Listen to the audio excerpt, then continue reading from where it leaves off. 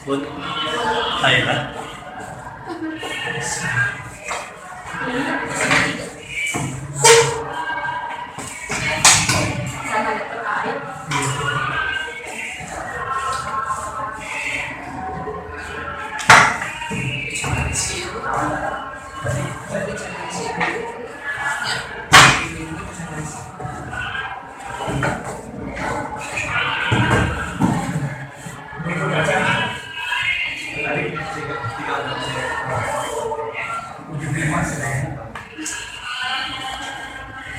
Lalu tidak selalu bisa.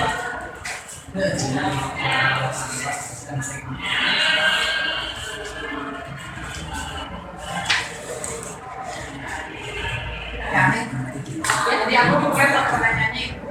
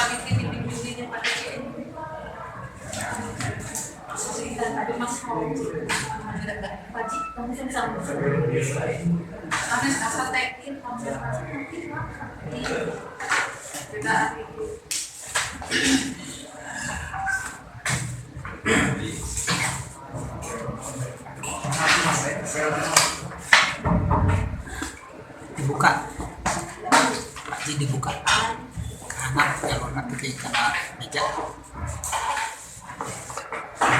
Mana semua?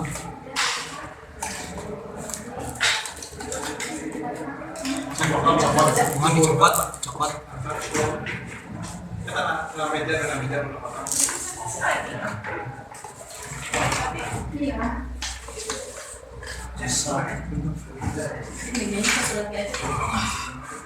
Budi, warna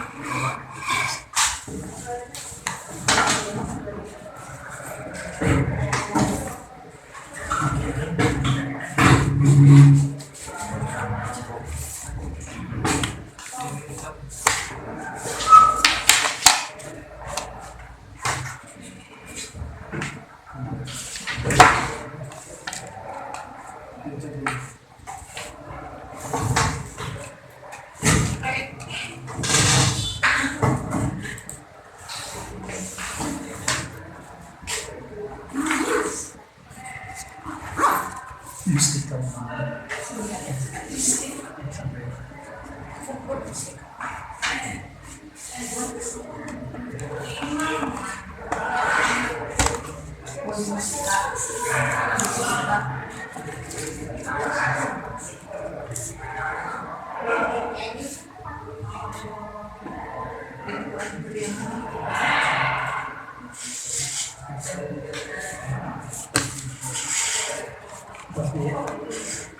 Wah, Yang biru, yang warna hijau.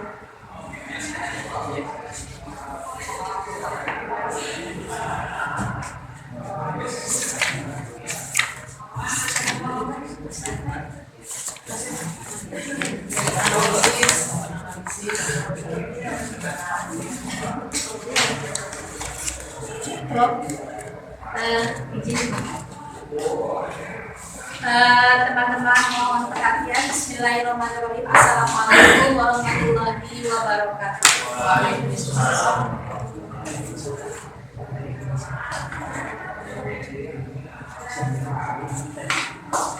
Bismillahirrahmanirrahim. Alhamdulillahirrahmanirrahim. Wa bihi nasta'in ala umuri dunya wa ala alihi wa sahbihi ajma'in. Amma ba'd.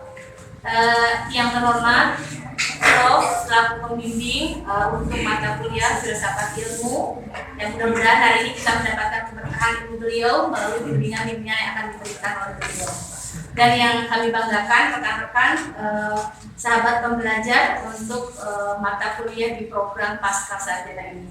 Bahagia kita hari ini mendapatkan amanat dari Bapak selaku pembimbing untuk menyampaikan beberapa poin penting tentang materi yang ada kaitannya dengan filsafat ilmu. Alhamdulillah kami dari kelompok 3 mendapatkan amanah untuk menyampaikan tentang logika dan teori. Jadi logika dan teori, namun di antara logika dan teori tersebut insya Allah kami akan menyampaikan tentang paradigma. Jadi 3 poin penting akan kami sampaikan. Bapak dan sekalian, saya Ani Fatimah ingin menyampaikan latar belakang terhadap materi yang akan kami sajikan hari ini, bahwa filsafat merupakan akar dari seluruh ilmu yang ada. Dari hasil pemikiran-pemikiran filsafat itulah akan muncul teori-teori yang sangat bermanfaat bagi perkembangan keilmuan dan juga teknologi di jagat raya ini. Nah, pada dasarnya suatu teori dirumuskan untuk menjelaskan dan meramalkan fenomena yang ada. Bangunan suatu teori yang merupakan abstrak dari sejumlah konsep yang disepakati dalam definisi-definisi akan mengalami perkembangan. Dan perkembangan itu terjadi apabila teori sudah tidak relevan dan kurang berfungsi lagi untuk mengatasi masalah. Jika suatu teori ini diakui sebagai ilmiah, teori ini harus cocok dengan apa? Dengan teori-teori lain yang telah diakui sebelumnya. Dan jika teori memiliki kesimpulan prediktif yang berbeda dengan teori yang lainnya, salah satu di antara kedua teori tersebut berarti ada yang kurang tepat atau salah. Penerimaan suatu teori dalam komunitas ilmiah itu tidak berarti bahwa teori tersebut memiliki kebenaran yang mutlak. Setiap teori selalu sudah dipengaruhi oleh pengandaian, kemudian dipengaruhi oleh metode dan ilmuwan yang merumuskannya. Nah, kemampuan suatu teori untuk memprediksi apakah yang akan terjadi merupakan kriteria bagi validitas teori tersebut. Semakin prediksi dari teori tersebut dapat dibuktikan, maka semakin besar pula teori tersebut akan diterima di dalam komunitas ilmiah. Ketika suatu bentuk teori telah dianggap mapan di dalam komunitas ilmiah, maka hampir semua ilmuwan dalam komunitas ilmiah tersebut menggunakan teori yang mapan itu di dalam penelitian. Nah, di sini disebut oleh Kuhn dalam sebagai paradigma. Nah, kemudian berkembang bahwa paradigma itu adalah cara pandang atau kerangka berpikir yang berdasarkan fakta atau gejala diinterpretasi dan dipahami. Nah, di sini untuk setelah itu berpikir sudah merupakan bakat dan bawaan manusia. Setiap manusia pasti berpikir. Dan sudah semestinya manusia untuk berpikir karena realitas tidak selalu hadir di hadapannya. Justru kalau dibandingkan dengan realitas yang hadir di hadapannya, maka yang tidak hadir jauh lebih banyak. Kemudian jika ditanyakan apa sih hubungan antara berpikir dengan kehadiran realitas. Nah, hubungan antara berpikir dengan kehadiran realitas sangat erat. Manusia berpikir untuk tahu realitas. Lalu manusia tahu realitas untuk mengambil sikap dan tindakan terhadap realitas tersebut.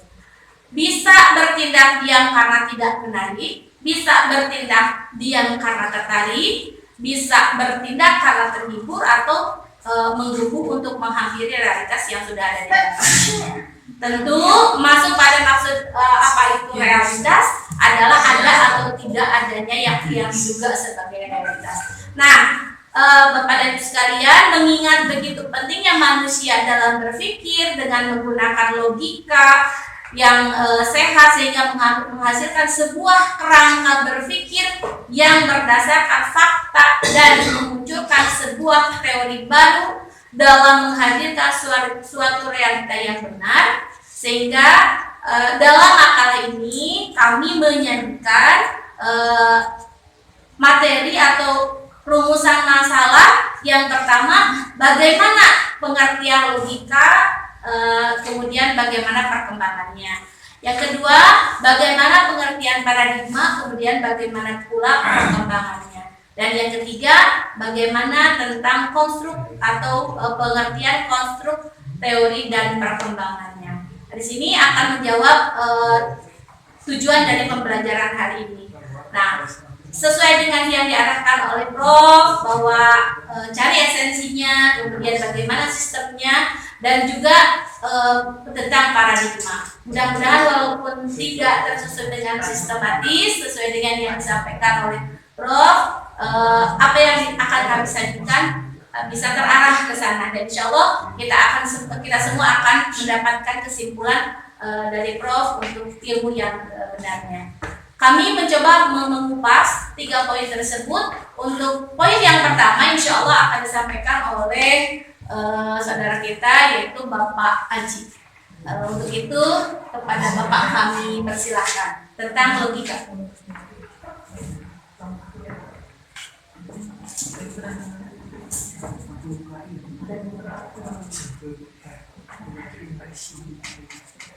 Ya. Bismillahirrahmanirrahim. Assalamualaikum warahmatullahi wabarakatuh.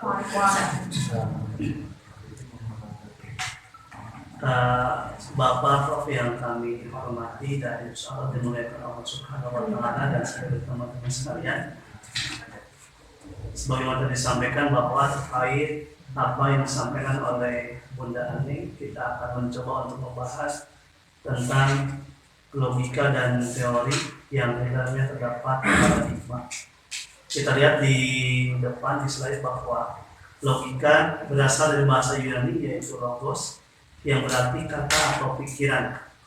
Logos yang diterjemahkan sebagai ilmu, yang berarti hasil pertimbangan akal dan pikiran terkait dengan ketepatan berpikir dan pengarah, yang dalam implementasinya diutarakan lewat kata dan dinyatakan dalam bahasa. Menurut Kamus Besar Bahasa Indonesia atau KBBI, logika berarti pengetahuan tentang kaidah berpikir, jalan pikiran yang masuk akal, sehingga dapat disimpulkan bahwa logika pada dasarnya filsafat berpikir. Berpikir berarti melakukan suatu tindakan yang memiliki suatu tujuan. Jadi, pengertian logika adalah ilmu berpikir atau cara berpikir dengan berbagai tindakan yang memiliki tujuan tertentu. Lanjut. Sekarang, sejarah perkembangan logika dari masa ke masa. Pertama, logika pada masa Yunani kuno. Logika pada abad Yunani kuno terdiri dari teori logika yang diterbitkan oleh filsuf Aristoteles yang disebut organon. Pada masa Yunani kuno, logika adalah salah satu cabang filsafat yang berpangkal pada penalaran. Logika di abad Yunani kuno dikatakan sebagai ilmu atau logika saintia berkat karya Aristoteles. 2. Pada masa abad pertengahan, logika abad pertengahan ini berkembang menjadi logika deduktif, logika induktif, logika probabilitas, dan lainnya. Pada masa abad pertengahan, logika banyak diterapkan dalam filosofi, teologi, dan ilmu pengetahuan. Logika abad pertengahan juga mempengaruhi perkembangan logika modern. Jadi ini cenderung lebih maju, di antaranya ada plus, yakni bersifat teologis. Ya. Yang ketiga, logika dunia modern. Logika Aristoteles yang rancangan utamanya bersifat deduktif, silogistik, dan menunjukkan tanda-tanda induktif berhadapan dengan dua bentuk metode pemikiran lainnya, yakni logika fisika induktif murni serta matematika deduktif murni. Kemudian sistem logika. Yang pertama, logika positif. Logika positif disebut juga sebagai empirisme logis, empirisme rasional, dan juga neopositivisme. Dua, logika filsafat. Logika filsafat merupakan ragam logika yang punya hubungan erat dengan pembahasan dalam bidang filsafat, seperti logika kewajiban dengan etika atau logika arti dengan metafisika. Tiga, logika matematik. Logika matematika memiliki kaitan erat dengan ilmu komputer dan logika filsafat. Logika matematika kadang dianggap sebagai ilmu yang bisa memetakan logika manusia. Dan yang keempat, logika pragmatis. Pragmatis adalah aliran pemikiran yang memandang bahwa pemikiran itu menuruti tindakan. Terakhir yang kelima, logika postmodern. Asas pemikiran postmodernisme sebagaimana berbagai isme dan aliran pemikiran lain di barat selalu bertumbuh dan berakhir pada 4 pola pemikiran, di antaranya epistemologi materialisme, humanisme, liberalisme, dan sekularisme. Itu mungkin gambaran sederhana terkait tentang logika. Untuk selanjutnya pembahasan tentang paradigma yang akan disampaikan oleh Siti Fatimah. Padanya kami persilakan.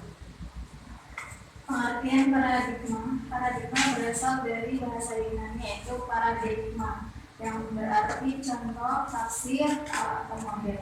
Menurut Nassim Wood pada tahun 1996, suatu paradigma merupakan teori-teori yang berhasil secara empiris yang pada mulanya diterima dan dikembangkan dalam sebuah tradisi penelitian, sampai kemudian dikembangkan oleh paradigma yang lebih secara empiris. Menurut Hussein Herianto, paradigma adalah seperangkat asumsi-asumsi teoritis umum dan hukum-hukum serta teknik-teknik aplikasi yang diaduk secara bersama oleh para anggota suatu komunitas ilmiah. Sistem paradigma ada 5. Yang pertama, paradigma Cartesian Newtonian. Paradigma ini dicanangkan oleh René Descartes pada tahun 19 sampai 1650 dari Isaac Newton.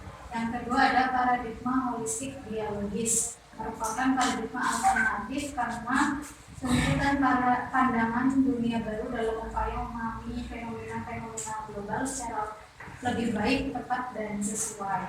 Yang ketiga ada positivisme dalam paradigma IPA. Ini merupakan prinsip filosofik tentang positivisme yang dikembangkan pertama kali oleh empiris Inggris Francis Bacon sekitar tahun 1600. Yang keempat ada paradigma fenomenologi. Istilah ini telah digunakan sejak Lambert yang sezaman dengan Kant, Hegel, sampai Keynes dengan arti yang berbeda-beda. Yang terakhir ada paradigma Islam tentang transformasi sosial. Ini menjadi salah satu kepentingan terbesar Islam sebagai sebuah ideologi sosial dalam bagaimana mengubah masyarakat sesuai dengan cita-cita dan visinya mengenai transformasi sosial.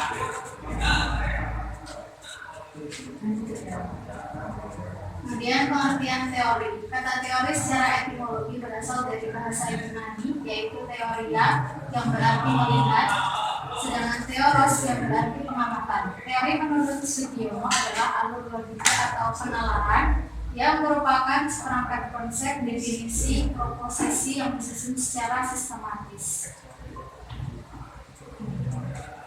Sistem teori. Ada teori ilmu, teori temuan substansi mendasar, hukum-hukum keteraturan, konstruk teori model korespondensi, ada konstruk teori model konferensi, model pragmatis, dan teori iluminasi.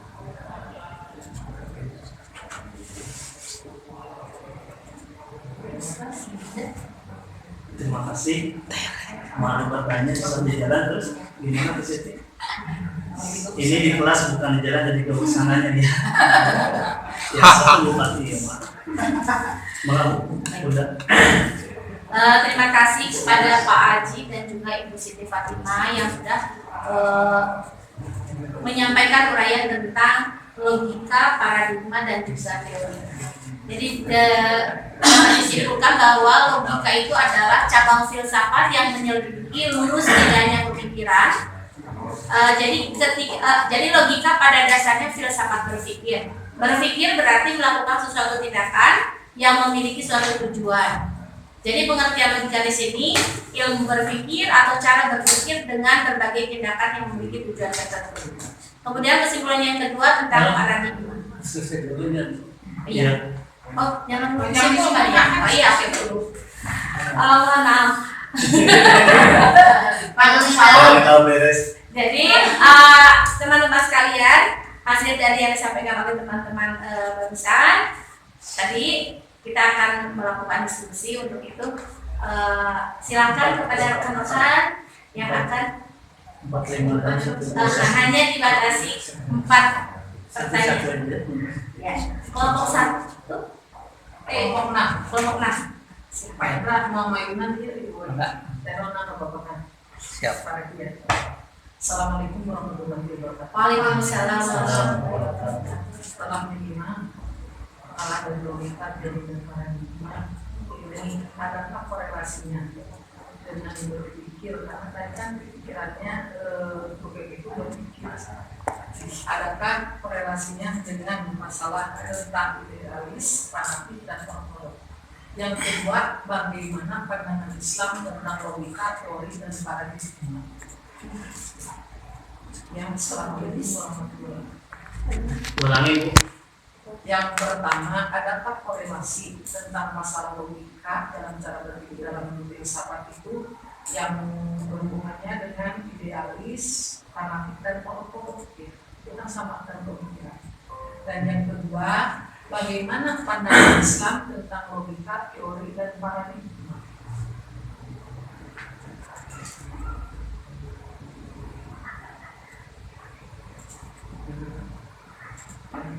Pandangan Islam tentang paradigma. Ya. Tentang logika, teori, dan paradigma. Itu pertanyaan, jadi ada 2 pertanyaan. Baik, kelompok berikutnya ada 3 pertanyaan lagi yang oh ya Bu, karena Ibu 2 itu pertanyaan berarti kita tinggal 2 pertanyaan lagi. Ya, silakan. Ya, dari Pak lagi. Waalaikumsalam. Jadi bertanya, apa saja sikap etis yang dapat mempengaruhi paradigma teori sosial Islam? Apa saja sikap etis yang dapat Mempengaruhi paradigma teori sosial Islam. Baik, terima kasih. Dan pertanyaan terakhir, Lupaan sudah. Semuanya siap. Bismillahirrahmanirrahim. Assalamualaikum warahmatullahi wabarakatuh. Waalaikumsalam. Para menterinya tadi tentang logika dan teori. Yang jadi pertanyaannya apa saja perbedaannya antara logika dan dalil agama dalam pandangan Islam atau dalam agama? Baik. Dalam Sama ya? Enggak, beda. beda. Ini ada dari perbedaan yang diberikan. Baik, cukup 4 pertanyaan dari 3. Dari 3 Bapak begitu? Atau Boleh. jadi ada 4 pertanyaan yang disampaikan dari 3 kelompok. Yang pertama tentang bagaimana pandangan Islam tentang logika, teori, dan juga paradigma. Dan tentang masalah fanatik, idealis, dan Untuk menjawab pertanyaan itu, kami persilakan kepada Bapak Aji. Ya, bismillahirrahmanirrahim. Apa di antara korelasi antara logika dengan idealis fanatik dan ortodok? Tadi secara lafziah ataupun bahasa dibahas tentang logika, ya, makna logika. Kemudian logika dapat memiliki korelasi dengan idealis. Artinya ada keterkaitan khusus antara logika, kemudian idealis, fanatik, dan ortodok, tergantung pada konteks yang dibahas, ya. Di antara di sini yang pertama logika dan idealis. Dalam konteks filosofi, idealisme adalah pandangan bahwa realitas atau eksistensi bersumber dari pikiran atau kesadaran. Ini sama dengan rangkuman saya, ya, bahwa logika itu sebagai ilmu hasil pertimbangan akal pikiran terkait dengan kecepatan berpikir dan penalaran yang dalam implementasinya diutarakan lewat kata dan dinyatakan dalam bahasa. Kemudian di sini korelasinya adalah bahwa pandangan bahwa realitas atau eksistensi bersumber dari pikiran atau kesadaran dan bahwa ide atau konsep memiliki eksistensi yang lebih mendasar daripada materi. 2. Korelasi dengan logika. Logika dapat digunakan dalam merumuskan argumen-argumen idealis atau dalam mengevaluasi konsistensi dan validitas argumen-argumen tersebut. Namun, logika tidak selalu mendukung pandangan idealis secara otomatis, karena idealisme seringkali dikaitkan atau berkaitan dengan aspek-aspek metafisika dan epistemologi yang lebih luas. 2. Ya, logika dan fanatik. Korelasi antara logika dengan fanatik. Fanatik itu mengacu pada seseorang yang memiliki keyakinan yang kuat dan seringkali ekstrim terhadap suatu ideologi, agama, atau gagasan tertentu, dan cenderung tidak fleksibel dalam menerima pandangan atau argumen yang bertentangan. Ada istilah fanatik, fanatisme agama, ya, itu contohnya. Ya, diulang, cenderung tidak fleksibel dalam menerima pandangan atau argumen yang bertentangan. Itu makna keterkaitan antara logika dengan fanatik.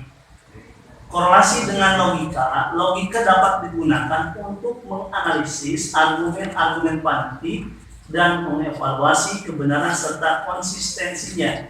Namun, fanatisme seringkali melampaui logika dan dapat mengabaikan bukti atau argumen yang bertentangan dengan keyakinan yang kurang. Betul kata agama, ada istilah ta'assub, ya, fanatik berlebihan. Maka fanatisme ini seringkali melampaui logika, melebihi akal pikiran, ya, secara umum. Karena rasa cintanya yang paling cinta terhadap yang diyakininya. Namun fanatisme seringkali melampaui logika dan dapat mengabaikan bukti atau argumen yang bertentangan dengan keyakinan yang dipegang. 3. Terakhir, kaitan logika dengan ortodok. Ortodok mengacu pada orang yang memegang teguh tradisi, doktrin, atau pandangan yang sudah mapan dan tidak mudah menerima perubahan atau inovasi. Ya. Kemudian korelasinya dengan logika dapat digunakan untuk memeriksa konsistensi. Ya.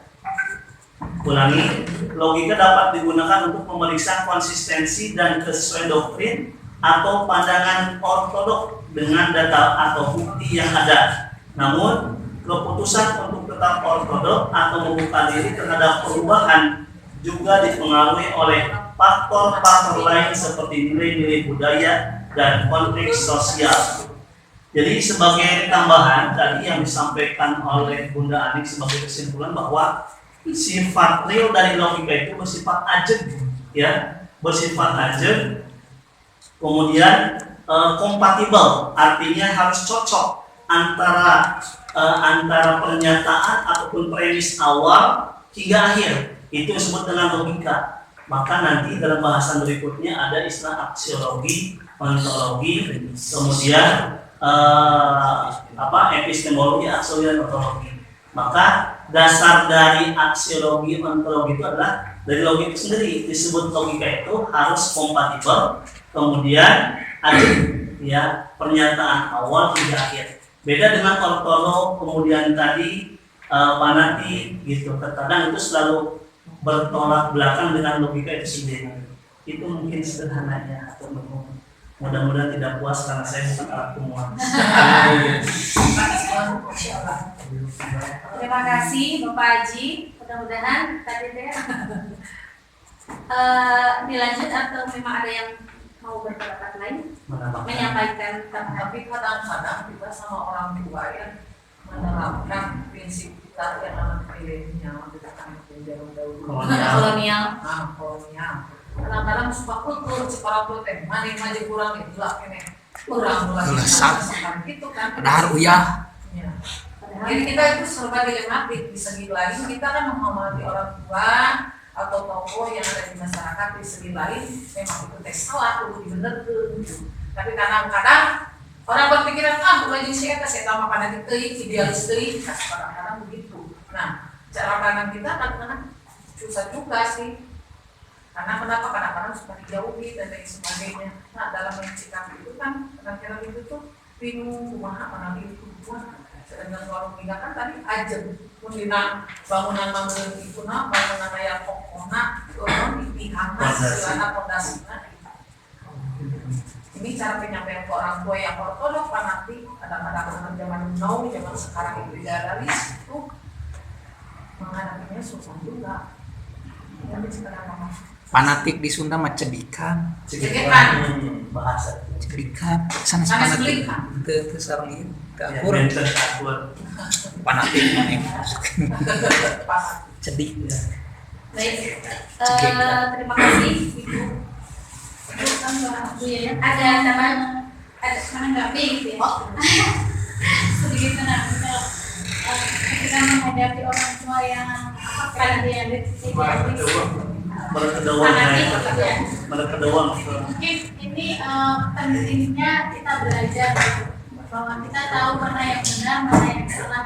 Ketika orang tua kita salah tapi beliaunya fanatik banget, nah kita boleh di dalam Islam itu kembali ke ilmu yang sudah kita pelajari, kembali ke ilmu yang mutabar gitu.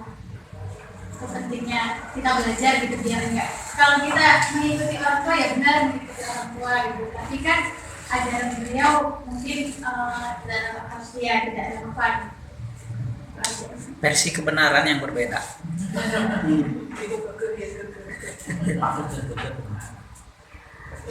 Cukup Bu. Insya Allah nanti disampaikan kepada Bapak. Selanjutnya pertanyaan dari Bapak Ibu ya.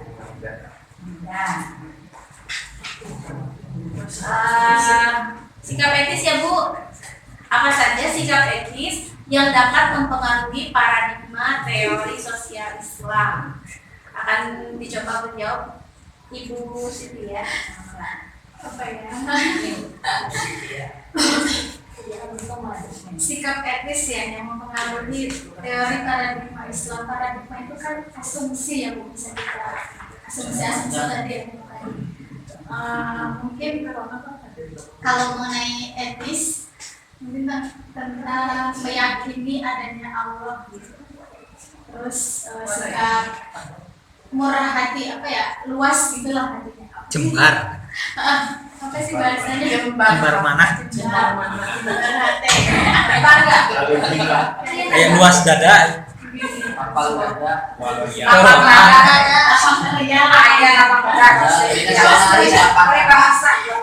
Jembar hati mah lebih ke Sundanis. Jawanisme. oh bahasa Jawa legowo.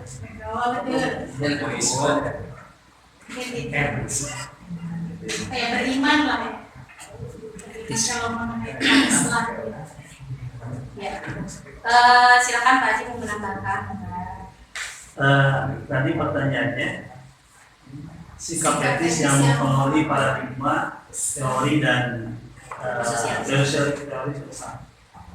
Yang pertama, karena berbicara tentang teori sosial, apalagi ada variabel yang lain adalah sosial Islam di sini, maka ada beberapa variabel yang harus kita bahas. Di antaranya pertama tentang keadilan sosial, ya, karena logika sosial.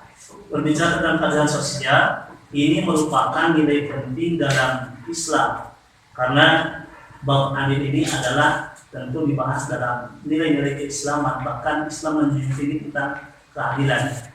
Prinsip keadilan ini menekankan perlunya pembagian sumber daya, hak dan kewajiban secara adil di dalam masyarakat.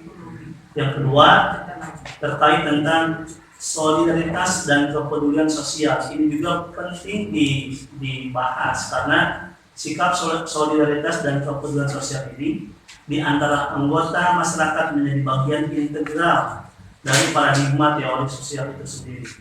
Hal ini tercermin dalam ajaran-ajaran Islam yang menekankan pentingnya saling tolong-menolong atau berta'awun dan kepedulian terhadap orang-orang yang membutuhkan. Ketiga, tanggung jawab sosial, di mana asumsi atau paradigma teori sosial Islam ini juga menekankan pentingnya tanggung jawab sosial individu dan kelompok terhadap masyarakat secara luas. Ini termasuk tanggung jawab terhadap lingkungan, kesejahteraan umum, dan keberlangsungan sosial. Kemudian terkait juga tentang adab dan etika, karena tadi berbicara etis ya, etis itu di dalamnya membahas juga tentang adab dan etika, di mana ketika berbicara etika ataupun adab, paradigma teori sosial Islam meliputi nilai-nilai adab, sopan santun, tata krama, ucap, tindak, dan lain sebagainya yang mengatur tentang interaksi sosial, termasuk komunikasi yang baik, sikap hormat, dan penyelesaian konflik dengan cara yang damai dan adil. Terakhir, terkait dengan etis itu adalah keragaman dan keterbukaan, ya, bersikap eksklusif tidak inklusif, ya. Jadi salah satu pembahasan dari logika teori ini bahwa kita dituntut untuk bersikap betul moderat, eksklusif, meskipun Islam memiliki landasan nilai-nilai yang tetap. Paradigma teori sosial Islam juga mengakui pentingnya menghormati keragaman dan keterbukaan, atau dalam ajaran disebut dengan tasamuh terhadap berbagai pandangan dan budaya dalam masyarakat. Wallahu a'lam bishawab. Terima kasih Pak Haji. Bagaimana Bu Hamidah? Terpuas. Dilanjutkan saja. Ini pertanyaan terakhir dari Bapak An. Apa saja sih perbedaan antara logika dan dalil di dalam agama Islam? Baik, bismillah, mudah-mudahan yang bisa ditambahkan ya. Logika dan dalil itu adalah dua konsep yang memang berbeda dalam agama Islam. Kenapa? Logika itu cabang dari filsafat yang membahas tentang aturan, kemudian asas, hukum, dan metode dalam mencapai pengetahuan. Sedangkan dalil itu adalah kumpulan yang ada di dalamnya itu ada hadis, kemudian sunnah, kemudian Al-Quran yang digunakan untuk menjelaskan kebenaran dan kebenaran dalam agama Islam. Nah, dalam agama Islam, logika tidak dibangun di atas, logika tidak dibangun di atas logika, tetapi agama itu manut dan ikut pada apa yang dikatakan dalil walaupun terasa bertentangan dengan logika. Kemudian, sebagian kalangan menganggap bahwa jika ada dalil yang bertentangan dengan logika, maka tetap katanya logika yang dikedepankan. Tapi dalil sahih tidak bertentangan dengan logika yang sama. Kemudian dalil sahih itu apa? Kumpulan dari hadis, sunnah, dan Al-Quran yang dianggap sebagai sumber kebenaran dan kebenaran dalam agama Islam. Agama bukan dibangun di atas logika, tetapi dibangun di atas dalil. Baik. Kemudian dalam menjelaskan kondisi masa kini, kemudian juga tentang perubahan teori-teori sosial, kemudian ideologi-ideologi, tentu saja ini ada kaitannya dengan hal-hal yang perlu ditandaskan atau ditegaskan, disertai dengan dalil-dalil yang sangat kuat. Terima kasih, mudah-mudahan ada yang lain yang bisa manfaat. Baik, Pak Aji akan menang. Perbedaan antara dalil dalam pandangan Islam kemudian dengan logika tadi memang betul bahwa antara logika dengan dalil ini tentu memiliki perbedaan yang sangat jauh sekali atau signifikan. Yang pertama, bahwa logika itu kan bersifat rasional, sementara dalil itu kan wahyu, ya, wahyu. Kemudian kalau logika itu ada rasional, sementara wahyu itu kan lebih dari rasional, artinya supra rasional. Kemudian yang berperan kalau logika itu atau rasional itu yang berperan itu adalah empirik, ada sisi hal realita di lapangan, ada bukti yang menjadi kenyataan di lapangan. Ketika misalkan kita menunjukkan Allah itu gaib, kemudian karena keterbatasan akal, pikiran atau rasio manusia itu terbatas, maka di sini yang berperan bukan empirik, tetapi intuisi atau keyakinan. Nah, di sini yang membedakan antara logika dengan dalil. Seperti itu mungkin sederhananya. Alhamdulillah 4 pertanyaan dari 3 pertanyaan sudah dijawab. Juga sudah diskusi dengan teman yang lainnya yang kita tanggapan. Untuk itu bisa kami simpulkan saja bahwa yang pertama tentang logika. Logika itu kembali lagi bahwa logika itu pada dasarnya adalah dasar filsafat berpikir. Jadi dasar dari filsafat berpikir adalah logika. Sedangkan paradigma adalah cara pandang atau kerangka berpikir yang mampu menjadi wacana temuan ilmiah, kemudian dianut oleh para anggota suatu komunitas ilmiah dan masyarakat. Kemudian teori itu konsep. Teori itu definisi atau proposisi yang disusun secara sistematis untuk menjelaskan dan meramalkan sebuah fenomena. Kemudian suatu teori akan mengalami perkembangan apabila teori itu sudah tidak relevan dan kurang berfungsi lagi untuk mengatasi masalah. Bapak dan Ibu, itu saja yang dapat kami sampaikan. Mohon maaf banyak sekali kekurangan dan mohon bimbingan dari Prof untuk materi pada akhirul kalam. Assalamualaikum warahmatullahi wabarakatuh. Waalaikumsalam warahmatullahi wabarakatuh.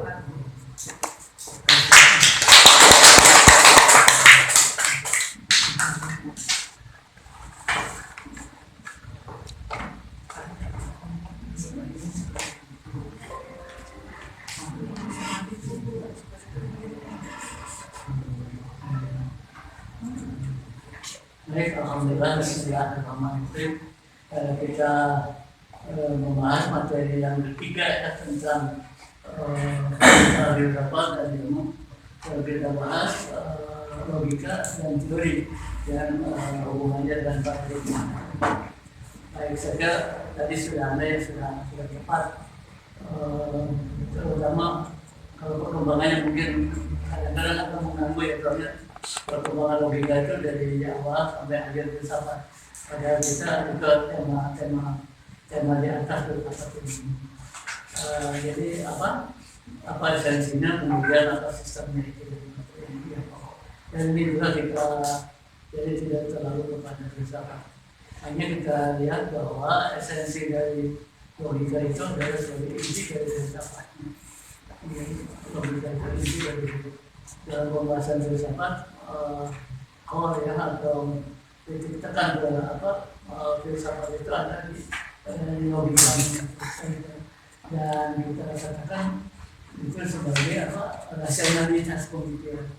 Filsafat adalah pemikiran biasa, sedangkan logikanya adalah rasionalitas pemikiran. Jadi rasionalitas itu nalar rasionalitas itu yang dimaksud. Terus sebabnya dan juga begini, logika itu tidak harus menyimpul kepada rasionalitas. Sebetulnya logika itu juga adalah sebetulnya proses berpikir dan tata pikir dan proses berpikir kan. Jadi tidak harus, dan itu memang tidak boleh menyimpulkan logis, tidak logis dan sebagainya itu. itu menjadi sangat relatif. Itulah sebenarnya logika itu esensinya adalah sebagai tata pikir untuk menjadi bagaimana hubungan antara hal-hal yang makro teoretik dengan hal-hal yang mikro. Yang intinya itu menggunakan dua substansi, yaitu bahasa dan kemudian pikiran, yaitu semantik dan matematik. Intinya itu. Ya, sekali lagi sebab kalau logika bekerja terus dan tidak bersahabat nanti tidak sampai. Apalagi kalau dihadapkan secara diametris, umpamanya logika dan Islam. Ya, padahal Islam juga adalah filsafat, kemudian logika juga mempunyai kecenderungan menyimpang kepada kebenaran, kebahagiaan dan sebagainya. Dan itu apa? Padahal itu adalah inti dari Islam. Begitu aja. Jadi sekali lagi secara sederhana logika itu adalah rasionalitas pemikiran, tapi itu juga adalah penggunaan tata pikir di dalam proses berpikir baik secara semantik maupun secara matematik. Baik, itu esensinya. Kemudian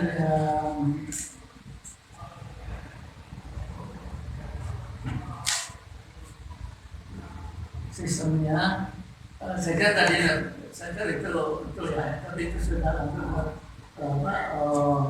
institusi logika kalau saya substansi. Institusi dan substansi ini substantif. Disebut apa? Logika yang pragmatis dan sebagainya.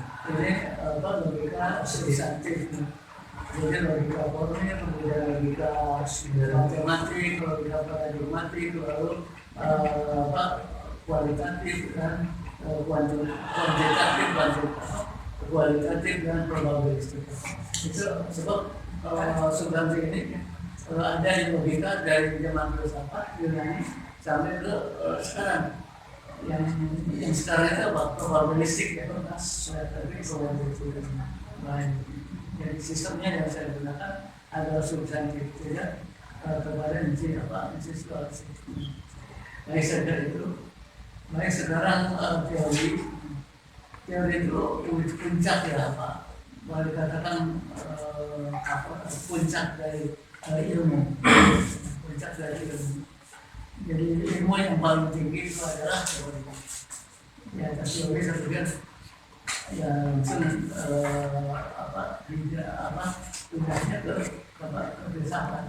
Tapi kalau sebagai ilmu puncaknya itu adalah merupakan pernyataan yang berisi kesimpulan tentang adanya keteraturan substantif dari hukum melalui eksperimen atau hukum kalkulus formal. Ini kerja filsafat yang sebetulnya merupakan kerja-kerja mulai dari observasi, pengamatan, kemudian berpikir sampai kepada pengumpulan. Ini teori. Agar itu sederhananya. Baik, sistem teorinya itu saya bisa kita melihat tiga hal ya. Yang pertama teori substantif mendasar. Itu kalau yang paling filosofis itu adalah simbolik yang berhubungan dengan nilai dan aspek-aspek sesuatu. Itu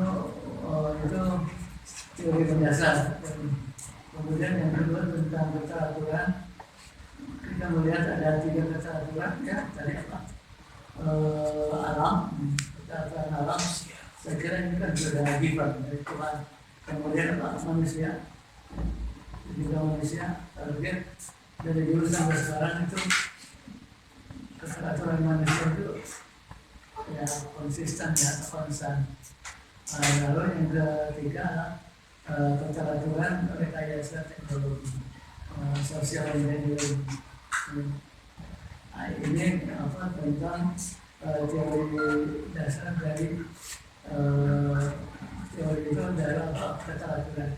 Adapun yang menentukan itu baik aspek-aspek pendasar, begitu juga kata-katanya itu sangat ditentukan oleh terutama pendekatan itu. Jadi ini menjadi sangat relatif rumusannya terkait kepada pendekatan, terutama umpamanya pendekatan kualitatif dan kuantitatif, pendekatan deduktif dan induktif, kemudian positivistik dan fenomenologi. Nah ini rumusannya itu, contohnya tiga pendekatan yang saling berbeda itu akan bisa menentukan konten atau substansi yang berbeda, baik di esensi dasar maupun kepada keterangan. Baik, saja itu yang pertama sistem teori. Yang kedua struktur teori. Saya pikir ini pada umumnya begitu. Pertama konsep dan definisi, abstrak dari konsep itu dasar tarik teori dasar, teori basic. Kemudian yang kedua deskripsinya itu apa posisi ya. Kemudian yang ketiga penjelasan. Struktur teori itu sederhana. Pertama dasarnya definisi, kemudian yang kedua proposisi, dan yang ketiga itu adalah penjelasan. Baik, konstruk teori tadi banyak ya, apapun. Kalau kita lihat substantif Pak, ya tiga saja. Pertama korespondensi, yang kedua koherensi, yang ketiga paradigma. Itu bisa banyak sekali. Tadinya ada 5, tapi ini kalau kita lihat secara substantif, teori itu terutama untuk melihat tentang perbedaan teori itu adalah dari 3 permataan. Pertama korespondensi, koherensi, dan paradigma. Baik, sekarang paradigma.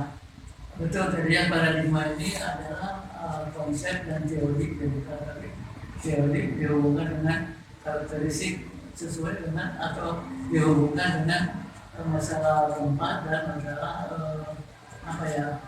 substansi. Jadi perubahan karena berubah waktu, tempat, dan juga lalu mengubah materi. Itu paradigma. Jadi apapun coba dari manajemen paradigma apa, baik pada waktu mana, manajemen paradigma Yunani, pada paradigma Romawi, paradigma Islam, paradigma modern, itu dari segi waktu, manajemen paradigma Eropa, manajemen paradigma Arab, manajemen paradigma Timur, itu paradigma itu. Ya. Sistem paradigma itu ada 3 ya. Yang pertama karena dia adalah pemikiran itu sendiri. Jadi pemikirnya yang memang membatasi. Yang kedua karena faktor orientasi aplikasi. Dan ketiga paradigma itu karena keilmuan sendiri tadi dikatakan itu sudah tidak laku lagi dari jadi interaksi ilmu dan budaya dan peradaban yang terjadi. Benturan terutama kalau kita baca dari kuliah. Nah, tapi bagaimanapun paradigma ini saya karena memahami ilmu itu lewat paradigma akan mengetahui ciri dan karakter menurut tempat dan bidang ilmu. Saya kira itu. Tapi kalau ini tetap kalau intinya yang dua logika sebagai inti dari teman, tapi jangan logika menjadi menjadi logika inilah yang menentukan tempat. Yang kedua teori itulah yang dipakai enggak juga. Apalagi tadi yang dihubungkan dengan dalil setinggi-tinggi Islam itu Islam itu adalah nalar, tapi nalar tidak boleh terjadi. Kalau dia yang baru itu wahyu baru yang ilmu itu dari teori dan sama. Kalau bukan wahyu itu apa? Dalil. Dari mesin maksudnya wahyu. Sebab dalam itu kalau wahyu itu kan nakli. Dalam Islam nakli dan nakli itu dua peran yang baik saja. Waktunya kita hanya 1 jam ya sampai jam 12. Dan kita lanjut ke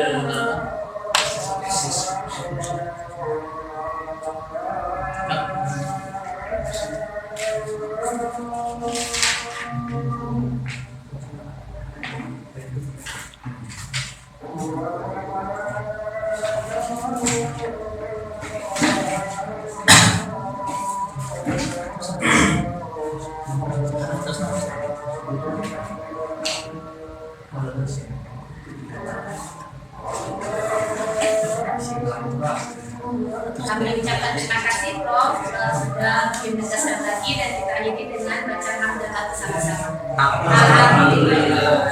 Subhanallah yang kita syukur dan astaghfirullah wa atubu ilaih wa alhamdulillahirabbil alamin. Assalamualaikum warahmatullahi wabarakatuh.